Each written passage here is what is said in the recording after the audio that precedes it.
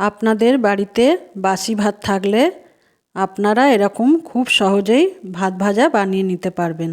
তবে চলুন ভিডিওটা শুরু করা যাক। ভাত ভাজা বানানোর জন্যে একটা পেঁয়াজ বড় দেখে আর একটা ডিম ভালো করে লাল লাল করে ভেজে নেব সাদা তেলে।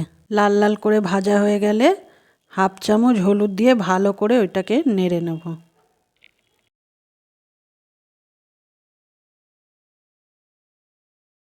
তারপরে বাড়িতে বেঁচে থাকা ভাতগুলো এর মধ্যে দিয়ে ভালো করে নেড়ে নেব। ততক্ষণ ধরে নাড়াবো যতক্ষণ না ভালো করে ভাতটা ভাজা হবে।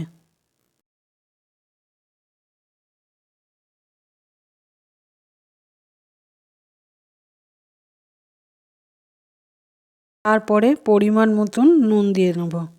তারপরে স্বাদ অনুযায়ী চিনি দিয়ে ভালো করে ভাতটাকে নেড়ে নেব।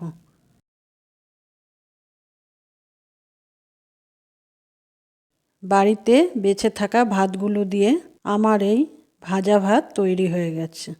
আপনাদেরও বাড়িতে এক্সট্রা ভাত থাকলে এইভাবে সুন্দর করে ভেজে নেবেন, খুব সহজেই ভাজা হয়ে যাবে।